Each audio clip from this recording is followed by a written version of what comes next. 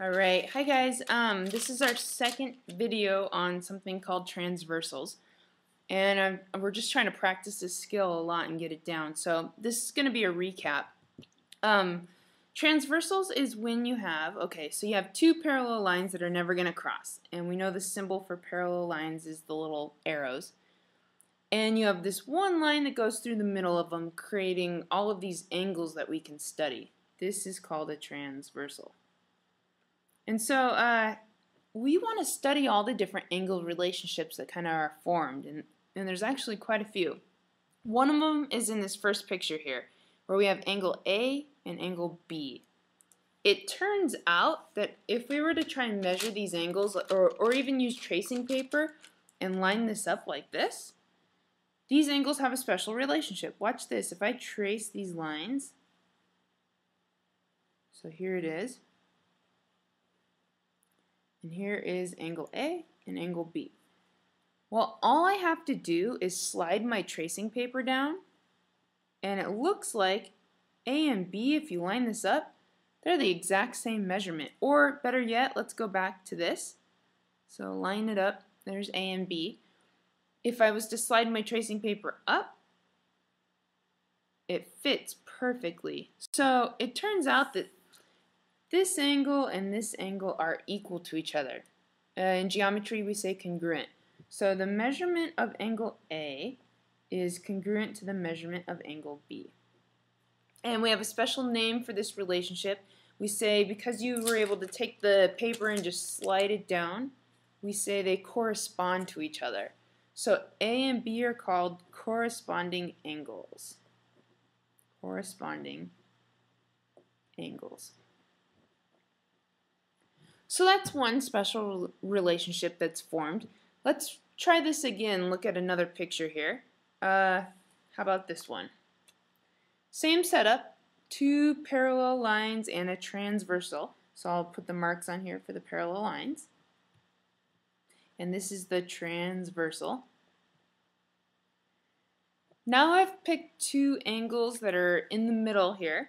They're opposite sides of the transversal. C is over here, angle C, and angle D is over here. So because they're on the opposite sides, we say they're alternating. Alternating is another way of saying opposite sides. So we're looking right now at alternate angles. And not only are they called alternate, but they're both inside the parallel lines. And if they're inside, we say they're in the interior. So we have alternate interior angles that we're looking at. Alternate interior angles. And for alternate interior angles, we're wondering what's their special relationship. So let's do this. I'm going to use film paper again. So this stuff's kind of easy to use. We're going to go through a lot of this in geometry. I'm going to copy these lines one more time. Try and do it as good as I can. Here's that transversal. Now we're looking at this angle and this angle.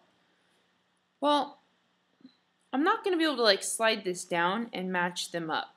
Just common sense tells me that's not going to work. But what does happen when I slide this down?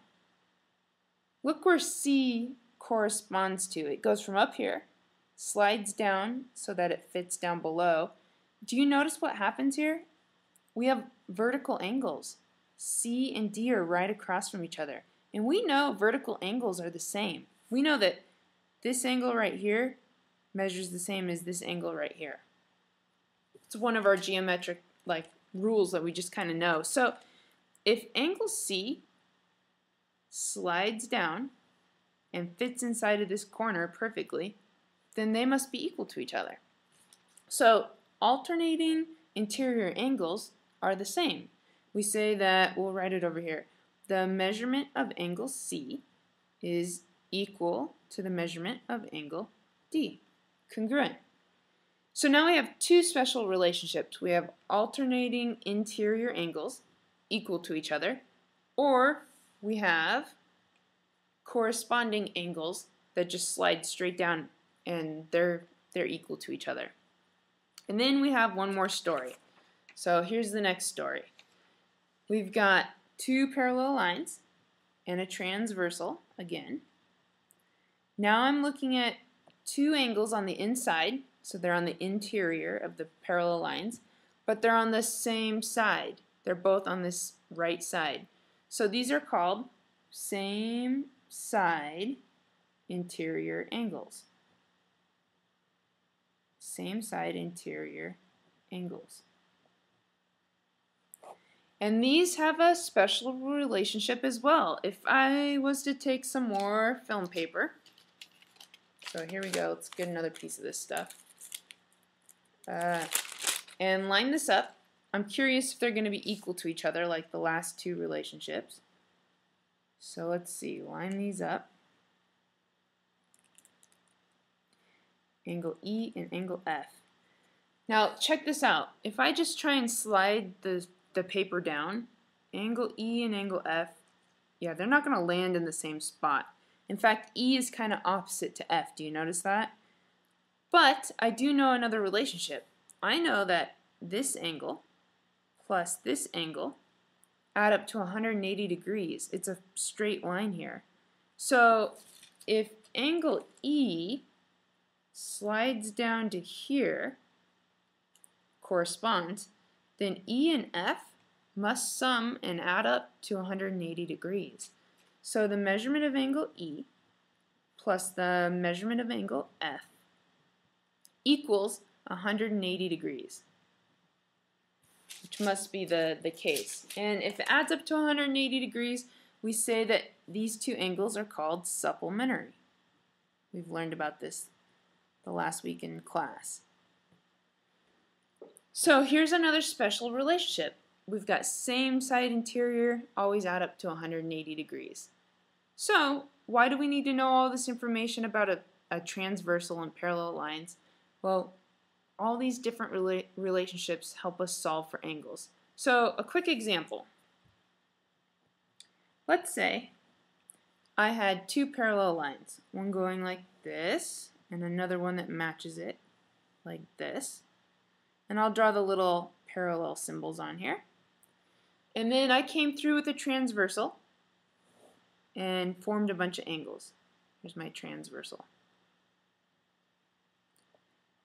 And I started to try and figure out what some of these angles measured. So let's say I went in here and I figured out that this angle right here was 100 degrees when measured. And then I didn't really know anything else. Well, all I really need to know is that one angle, and I can start filling everything else in. For instance, this is a straight flat line. So if I had to add this angle into the picture, it's going to have to be 80 degrees. There has to be 180 going across this line. So this one's 100, this one's 80. Okay, well, now we got these vertical angles, so this one's got to be 80 degrees. This one's got to be 100 degrees. Just logically. If I use the concept of corresponding angles, let's think about that. Another piece of film paper. If I line this up and I copy these lines, so I'm copying my lines here, all I have to do is slide this down and everything matches up again.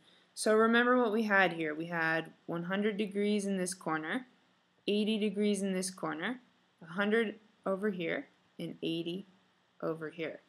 When I slide this down, everything's exactly the same. So this one's 100 degrees, this one's 80. This one's 100 degrees, and this one's 80. Just knowing one angle, I was able to fill everything else out and figure out all these other measurements. So a lot of information can come from some of these special angle relationships. And in your book, you're going to see a lot of problems like this, where you get one angle and you have to figure out the rest of the angles. Sometimes they're going to throw some variables in there too. So let me show you an example with some variables.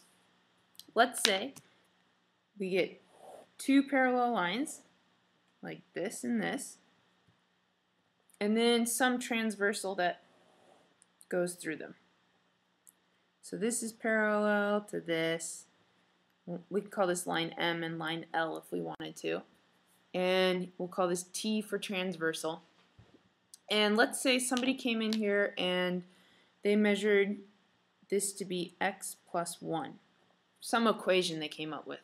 And then they told you that this angle over here was, 72 degrees. And they wanted you to solve for x. Okay, well, again, I know these two angles are on a straight line together here, so they got to add up to 180 degrees.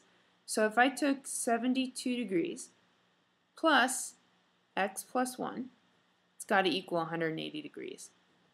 We can solve for x really easily. We're just going to use some algebra. 72 plus 1 is 73 degrees plus x equals 180. And then if I subtract 73 over, seems like a good step, x is going to equal 180 minus 73, so that's going to be what? 107. So the measurement of x is 107. The measurement of this angle is 107 degrees plus 1. So really, this angle equals 108 degrees. And if I know that this is 108 and this is 72, I also know all these other angles. I know that they correspond. So 72 here means 72 here. 108 here means 108 here. And I can continue filling this out. Vertical angles are equal, so this one's got to be 72, so they go across. 108 and 108 have to go across from each other. 72 here vertically would be 72 here. 108 up here is 108 down here. Degrees, degrees, degrees. Put degrees on all this. So we can throw some x's, some variables in there and still do the same thing, as long as we can kind of do some of our algebra skills. So hopefully that helped. We're going to work on this all chapter long. We're going to be continuing to talk about a transversal and parallel lines. So continue to watch some videos and it should help you out.